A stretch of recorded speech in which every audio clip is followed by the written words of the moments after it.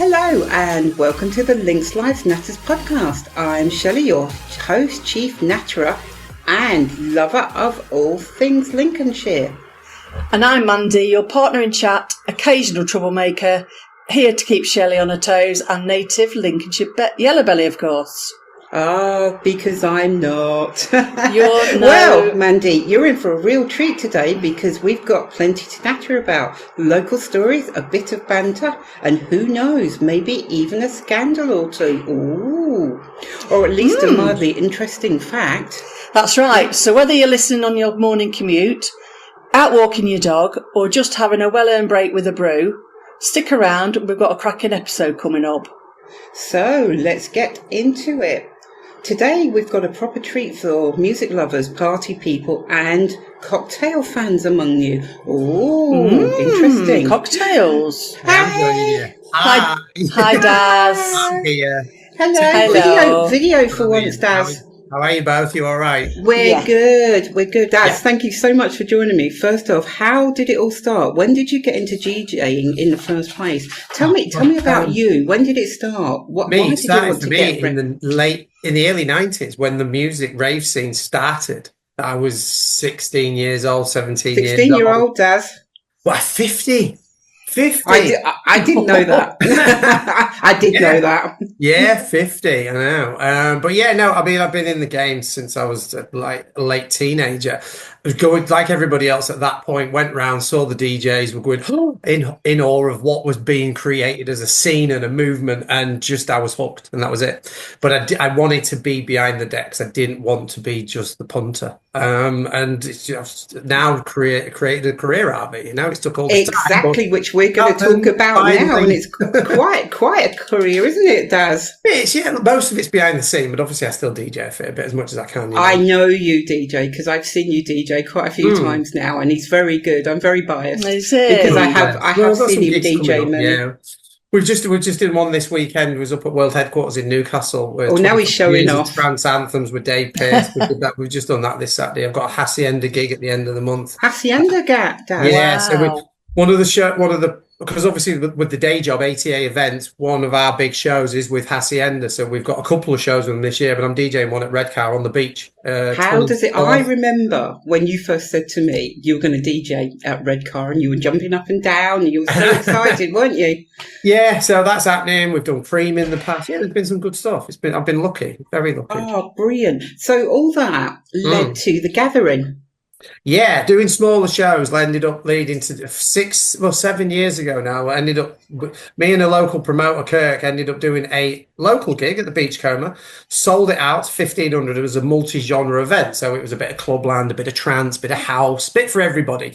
And it sold out and really went well. And I was then approached by the owners of who I now work with, ATA, the owners of that, Simon and Barry, and went, we want to do something on the East Coast because they do 20, 30 festivals a year all over Europe and stuff. And now I work from full time. So they came in partnership. The gathering over its years became what it is now.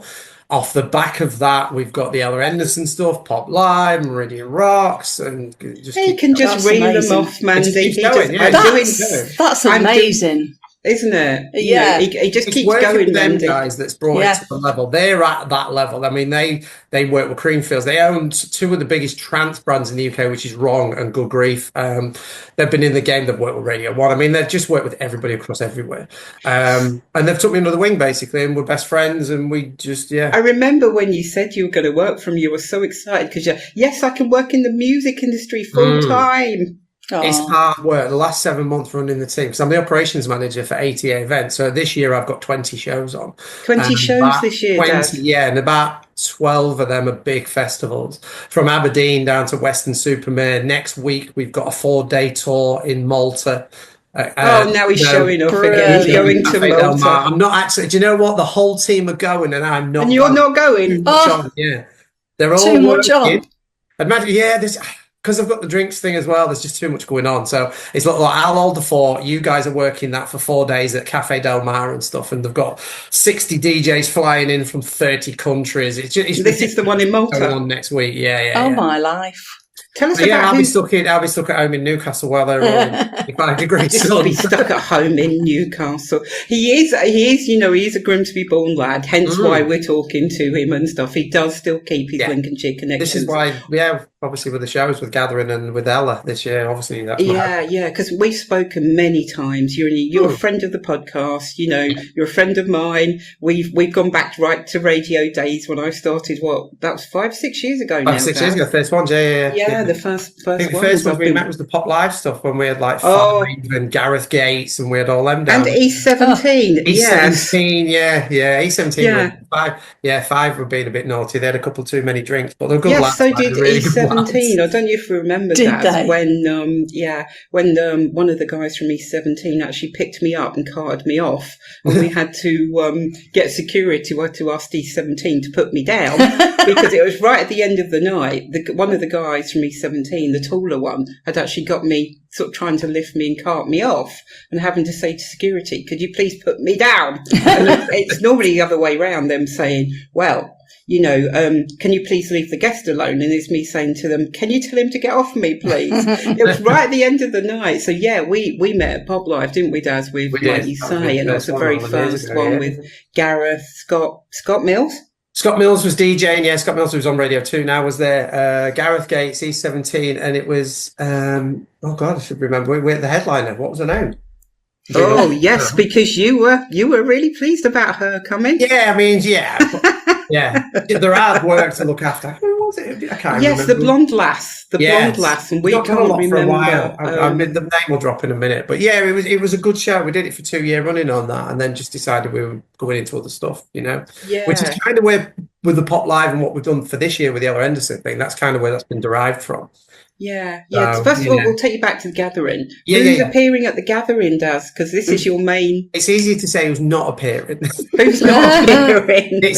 So for anyone that don't know, the Gatherings over at Meridian Showground, we have the biggest brands host the show. So Clubland, who's obviously the biggest in the UK right now, they host the main tent. The cocktail brand I've got is hosting the outdoor stage, which is house music and stuff. And then we have Good Grief, again, one of the biggest trance brands out there. They're hosting the trance tent. Area 32 hosts the hard tent, and then we have the garden party, which is for all the VIP sales. Have we got the rave garden again? Because it was new last year, wasn't it? Yes, that's where Area 32 are. So it's the rave garden. Knows this style of music. The rave cave. Quite hard bounce music. It's the Andy Whitby's, Lisa Pinups, and that kind of sound. That's back in the trees, all cordoned in at the back. The big top tent, and always a couple of thousand. That's obviously Clubland.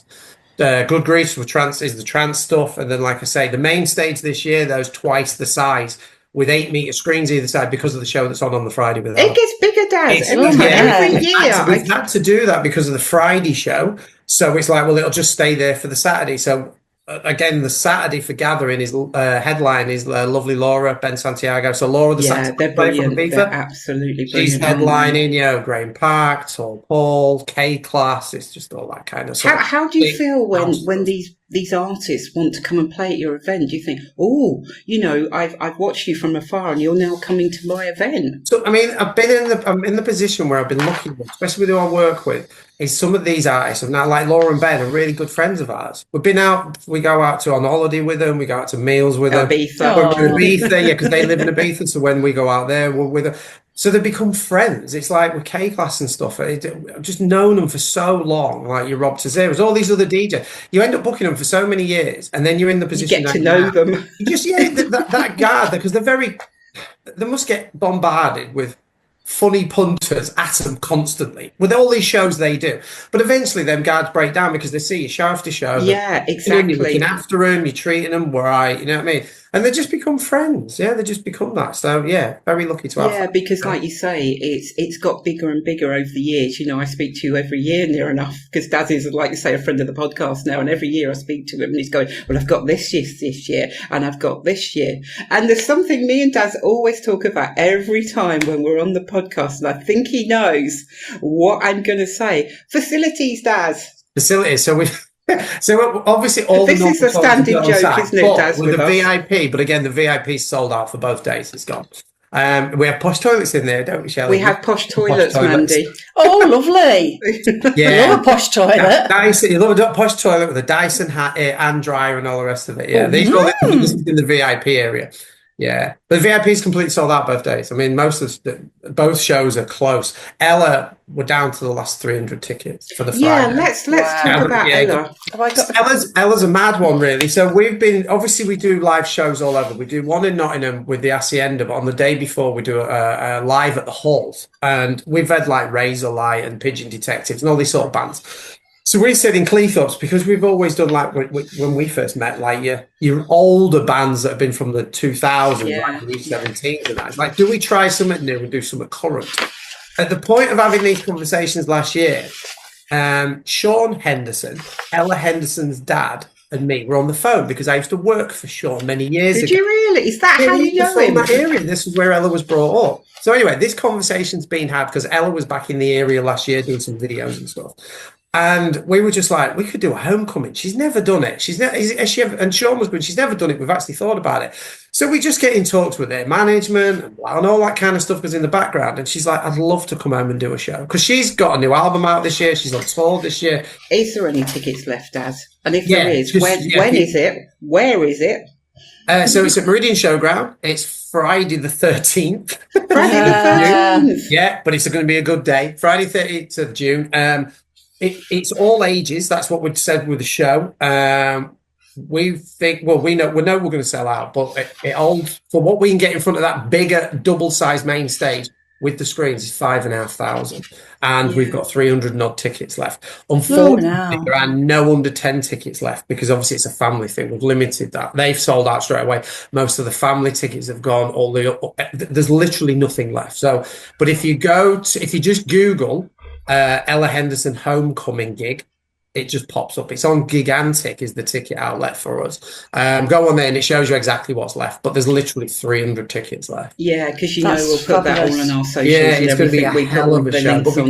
Because we never expected them kind of numbers. Obviously, we've got the Meridian Showground, but the gathering's always there with the fun fair. So the fun fair will be on. We've got 7 or 8 food vendors on site, sweet stuff, kids like rides and sweetie stuff. Oh no. Yeah, well, just because the amount of kids on site, because obviously we've done family tickets as well for this, so there's hundreds of under 10s, there's hundreds of 11 to 17 year olds as well. So we've just opened it up to everybody because she appeals to that kind of sort of when she said yes, mad. When she said yes, Daz, what did you think? Oh yeah, because I know you were excited. Do you know what? Yeah, I think because I've known Sean and worked for him for 20, I knew him 20 odd years ago. And obviously her daughter's blown up. She's doing so much stuff, and she's the only one in that area that can actually say she's a pop star. She's never been home. She's never done that homecoming gig. And you can only do a homecoming gig once because then it's just a repeat again, And she's never done it. So it was a bit of an honour that they chose us to head that. Because we've always chatted about sort of Cleethorpes and Grimsby because it's your legacy. You've always wanted to, bring more the show home to that great area. Little town. But it is at the end of a motorway, and there's no passing trade. And living in Newcastle, when you're surrounded by Sunderland and Gateshead, and and you've got Newcastle, there's thousands and thousands of people. They're up and down the motorway, past the A1. There's just constant new people.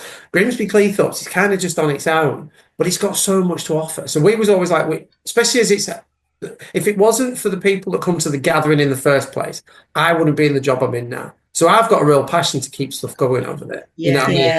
And just for that reason, it got me in my career where I am now because of the support I got from the people around there. So I'm not going to turn my back on them, Yeah, because you've done lots of other events as well. You've done Meridian Rocks as well last year, didn't you? And I was trying to think of the one before that. It was Meridian Rocks last year, wasn't it? We've done Pop Live, we've done Meridian Rocks. We've just launched which is out now, most of it is a 3-day street festival in Hull, which is I saw that yesterday. In August. Yeah, well, the people over there that run a really cool club over there called the Old School House. We've gone in tow with them. We're closing the street down. So we're doing a Clubland street festival on the Friday. We're doing a club, like a house music kind of gig on the Saturday. And then the Meridian Rocks kind of, and because one of our other brands is Could Be Real, which is a tribute show up and down the UK. So we're doing the Sunday will be the tribute. You're just getting bigger and bigger, Daz. Yeah, it's amazing.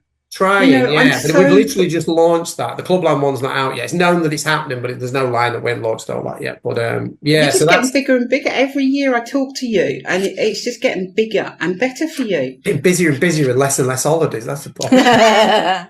At the Thrive Tribe, we believe everyone deserves the chance to soar. Whether you're an individual seeking self-improvement or a business aiming for success, we've got you covered. Personalised coaching. Unlock your potential with our expert coaches. One-on-one guidance tailored to your unique goals. Learn flexibly online. Boost your skills from Microsoft Office mastery to work-based expertise. Lifelong learning? We've got the keys. So whether you're an aspiring professional, a business leader, or simply hungry for growth, join the Thrive Tribe today. Visit thethrivetribe.com and let's ignite your journey. Remember, it's not just about surviving, it's about thriving. The Thrive Tribe, where potential meets possibility. Hey there, Lincolnshire business owners. Struggling to be found online? Still buried on page 3 of Google? Wondering if anyone's even looking? Well, stop stressing and join the Lincolnshire Business Directory. It's completely free to join, and you'll finally start getting noticed. Think of it like shouting from the hilltops, but digitally. Want to really make a splash? For just £99, you can upgrade to a premium listing and get in front of more eyes. You'll be the talk of the town. It's super easy. Pick a plan, create your listing, and boom, you're live. Customers will be finding you faster than you can say SEO. Head to www.lincolnshirebusinessdirectory.co.uk. Don't miss out. Your customers are waiting. Daz, tell us how So Lush Cocktails came to life. Where did the idea come from? Right, so Lush was a sideline. Well, I say sideline. We're obviously doing all these shows. I've realised that especially for females, everybody likes a nice cocktail. And on a festival, as we do many, you can't have a mixologist guy mixing them because it's too slow. People will stand there for ages. You go into the Alchemist or somewhere, it takes forever to get a drink. It takes forever.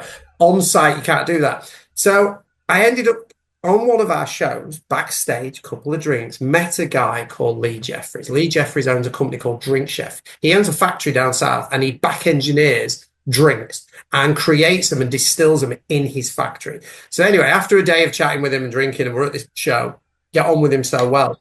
I brought so many people to the table with him. As of last June, we went into production. And the idea is a bit like what AU have done. It's a small 250ml cocktail can, but we've created some flavours of cocktails that you can't buy in a can. So we've done a Disaronno and Diet Coke, which tastes like Dr. Pepper. So we back-engineered that and put vodka in it. I think that's the one I've tried, Daz. Sorry? I think that's the one I've tried. Yeah, it just tastes like Dr. Pepper. Yes, just random Diet Coke, that's exactly what that does. But you can't buy that anywhere in the country in a can. So we back engineered that, created that. We've done a lychee cocktail, which is basically a Japanese fruit, and it tastes like lilt. But these are all vodka based. And then very nice, man. Yeah, we've done an Aperol Spritz, which is a bit of a posh sort of cocktail down south. Back engineered that for the flavour and put vodka in it. And the new one we've just launched in the last few weeks is VBL. Oh, so there's a new one. There's a fourth one, yeah. Ooh. So we're doing a festival this year up at Aberdeen. And in Scotland, across Scotland right now with all the students, the biggest flavour for drinks in all these clubs and bars is VBL. Now, I'm only 4 hours from there, from Newcastle. I've never heard of it. It's just vodka blackcurrant lemonade. That's all it is. And it's just called VBL. Like something else. So we've again gone in with the guys up there and gone, right, we'll send you a load of flavours, test it, check what matches what you're pouring from the bars. And if we can put it in a can for you, we stock it. And we went, yeah. So we've just produced thousands of new cans. They're going to fly out, aren't they? I think so, yeah. And then on the back, again, we launched the 3 flavours last year with an inflatable cocktail bar at our own shows. To go, there's a new cocktail here, see what happens. And I knew it would always be boots on ground to get it launched. So just in numbers wise, people will go in, you'll probably sell 300, 400, 500 cans on one of these shows. And in 8 shows, we did 15,000. Oh, yeah, I remember. I know. So it's done really, really well because it tastes like lilt. It tastes like pepper. It's like, it's such an easy drink in these cute little cans. A bit too easy going down, Daz. Yeah, they are a little bit easy going. That's the problem. Yeah, you have a few and you don't realise how far you're going with them. Yeah, like I tried it at a gathering last year and sort of you can order them online now. We've linked up with Shopify, so we've now got the website up and running. We've got a distribution deal, like I was chatting to you earlier. There's a lot going on with it, and it kind of came from nothing. I mean, it's a really hard market to get into because you've got companies that are just huge, like Cause and AU and all these big companies. We've got somewhat quirky and we've got the shows, so we've got a crowd to sell it to. And after last year's sales, we know we're onto something special. So that's kind of blowing up now, if I'm honest. Tell us about the branding. With your music background, how did it shape the feel of the brand? So the name itself is so lush, and not being from Grimsby, no one says lush. Newcastle, everybody says lush. So the name of it to start with, we were doing play on words. Funkalicious was one of them, and we had a list of you play do on that words. when My you missus went, because I was sorting the design out, and I'd always I was brought up with, there's a brand out there it's still now being revived called Head Candy.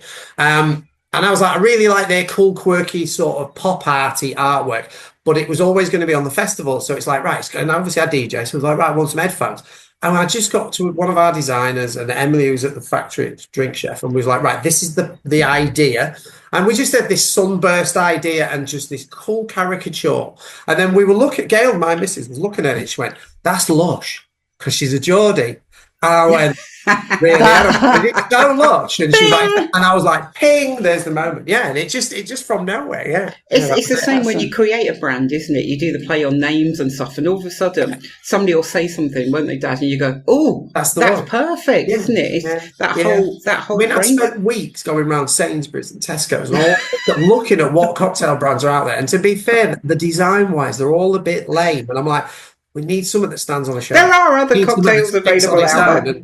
Luckily enough, I believe these do. I've got faith in them. They're vegan and recyclable. Yeah. Was the sustainability part of the plan from the beginning? Yeah, well, Drink Chef, who I work with, who I'm partnered with, all their stuff's recyclable. Everything they do. They produce drinks they've just done a new vodka with Dennis Wise and Jamie Vardy, the footballers. So they've got a Netflix show coming out soon and a documentary about this new vodka. And Lee, my partner, is the one behind doing that as well. But again, that's just what his factory does, which is another reason why I'm happy I've tied in with him. Do you know what I mean? He's got a vinyl pressing company as well, so he presses vinyl music for loads of labels. But he's just been on Sky News because he recycles the vinyl from old record companies as well. So amazing! Really clever kid, yeah, really, really. Aren't you glad you met him? With the drink side of it as well, yeah. Aren't you glad you met him? Chance meeting, right place, right time. I mean, we may never have spoke. We could have just passed in the night, but it wasn't. Yeah. Going back to your DJing and your business side, what's it like running the business? You're saying you're here, there, everywhere. You sit down for 5 minutes, then you're here, you're there, and what's it like juggling all this at the moment? I don't have enough time. I mean, I'm in the studio as well. There's me shouting some stuff here. So I've just signed a new record that's due out next month with a big house label from the UK called Cleveland City Records. It's a remake of Salt and Pepper Push It, if you remember that from back. Yeah. No, Dad, I'm not holding on. I remember that. We played every song and all the rest of it. But that's due out. But it's finding time to go in the studio and do that when we've got all these shows to do, and then the drinks thing, and then kind of got to split it with family life on the back end of that. You can't just keep going or you burn out. So it's good. It's one of them, innit? It's a passion thing as well as being a job. It's that, so it keeps you going. Is there any tips for creatives looking to launch a product or a side hustle? The product, what, as in for events, or are we talking the drink side? Drinks is difficult. If I'd have gone in to this is why it's helped being with Lee, because Lee used to be part of Brewdog, and he used to be part of Trip, the cans that you get in Sainsbury's, like the health drinks. He was a part from the beginning and there partially. So he's got this full setup of a distillery and a laboratory, and it's like Willy Wonka's chocolate factory at his place. It's ridiculous. I remember when you went Literally down that. there and you were testing them all, and you were saying about this. Because he's got like like not scientists, but that kind of guy that are doing all these different flavors of both and going, right, well, it needs 5% more of this and 2% more of that and all the rest of it. If you haven't got that, if you weren't lucky enough for me to get to that point, and you just go to a big drinks company, you're talking hundreds of thousands to get started, because you just are. But Lee has all that, and Lee does this. I mean, he, if you go to Drink Chef's website, he'll create stuff for you. I mean, he's the guy right now for me in the UK. If anyone's thinking about doing anything on that lines, even if it was a gin, a vodka, or whatever, he can create anything. Oh, Mandy, shall we start a gin company? Yes. Let's start a gin company and stuff. Yes, please. Gin by Shelley. Yeah, we drink enough of it, don't we? So, you know, why not and stuff, you know. Obviously, you've now working for 18A events up and down the country, Aberdeen, Weston-super-Mare. And everywhere in between, How... You know, I know quite a bit actually. Have you met some of the guests you've met? Have you gone, I've really wanted to meet you, and sort of gone in awe of them, really? On most gigs. Most gigs. we was at Hacienda last year. We did Hacienda at the Hall last year in Nottingham, and it was 808 State, who were back in the day. They started house music. Met them guys. Met Razorlight. There's an American DJ who's one of the big American house DJs that brought the movement over, called Danny Tenaglia. Met him and was just in awe of it. Any plans to bring any more helicopters to Cleethorpes? No, God, no. Yeah, well, if needed. yeah. I'll just explain to Mandy what this is. Yeah, what is this? There was a certain DJ that was only flying in, and they flew him in by helicopter and landed behind the field at the Meridian Showground, didn't they, Daz? To hire the field and get security. Yeah, basically, at the same time as our show was a massive festival in Ireland. So because of the agency that was ATA that we had, we booked all these big artists, Eddie Halliwell, a guy called Giuseppe Ottaviani from Italy, and all these big names. And they were like, well, we want them as well. And it was like, well, they can't play Cleethorpes and Ireland. And they went, the guys that own that festival, I mean, it's a lot bigger show than we do. I mean, they're getting 20,000 people. So they were just going, we'll just get an helicopter. And we were like, whatever. And they did. So then we had to hire some ground and get the council to allow it to do one helicopter in. So basically 4 DJs flew from Ireland, went over the site, and people were going, oh, Eddie Halliwell's here and so-and-so's here, because we'd announced it. They literally flew into this field, and then 4 of the other big names. This is on the seafront, Mandy. They went to Ireland. Oh, my God. Yeah, that was logistics on that was a nightmare. Quick question just for the before we police, health and safety, because it was just landed in a random field in Cleveland. Alone, so they allowed one drop at a specific time just to come in, drop, switch DJs, and then out again. I always remember that. It was fun, but it was hard work to do. Yeah, it was one of my highlights actually. It was sort of like, the helicopters there, and you see them all running around going, we've got to get him. Before we wrap up, Daz, how do you see the future of dance music going? You know, sort of festivals, everything else. It's really difficult at the minute, if I'm honest. A lot of festivals are falling. Yeah, the problem is the cost of everything has gone up. Cost of labour's gone up. Cost of hire's gone up. Fuel's gone up. I mean, even with the Aberdeen one we're doing, just because of where it is, the big top tents and the infrastructure and stuff for them to bring in from the UK, but then to get an Arctic to bring all them in, the fuel cost of that alone is into the thousands, more than you would normally expect. It's hard. And then it's the logistics of things, isn't it, Daz? It's things people don't think about. Yeah, I mean, so the shows are going up in thousands, but you can't really put the ticket price up to coincide with it, because people really haven't got the money still. That's still a thing. People still worry about gas, electricity, fuel costs, all that. So they're not buying as early as they normally would. You still get the diehard people that will, but a lot of people will hold back till last minute and go, right, I've got enough money to go to this show. Everybody's all right. The bills are paid. Right, I'm going to go.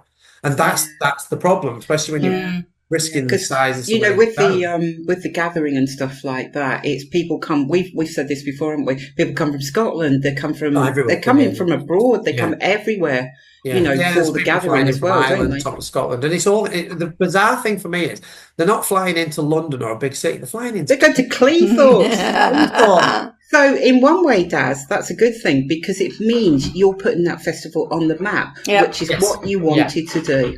You know, when you first start, they say, I want to put Cleethorpes on the map. You want to do it for the local people. And the local people love it, especially when they know the gatherings on, you know, the pop live on. I know there's a lot of buzz around Ella Henderson as well.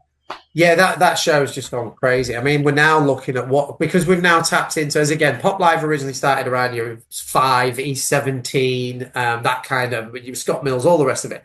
And we've gone, well, hold on a minute. We've got this really big site. Ella's very current. She's on tour. She's got new albums coming out, working with Jax Jones, who we've also got at the Ella Henderson show. Obviously, he's doing a DJ set and stuff. All very, very current. So it's like we have got close ties to some of these pop stars through the agency. So who do we have for next year? Because I don't want to go back to the 2000s. I want somebody very, very current. And we're in talks right now because obviously it's all to do with diaries and where they are in the world and all the rest of it. But who can we get for next year? Because we will definitely be doing after. Please be somebody whose name we could actually pronounce, Daz. It'll be a pop star or a band as such. I'm just not sure which route. There's a couple of names. I can't drop the two. There's 2 names at the minute that we're in talks with. Both of them are insane. But did you leave it? You are. We'll have to be quiet about that one. We'll find out about that. If it was a signed off deal, again, exclusive. But we're just literally starting talks with both management teams right now. Daz, it's an absolute pleasure as always. Every year you've been with me since I set this mad idea up of leaving radio and saying to you, I'm going to set a podcast up, and we're now in our second year now of doing this sort of, so, you know, we're doing really well. Daz, it's an absolute pleasure. With the tickets for Ella Henderson and The Gathering, we will put all those on our website, and we will put the links to our social media. Daz, thank you so much for talking to us, and we look forward to seeing you very soon. Will do. My pleasure. Always. Thanks, my pleasure. Daz. See you soon.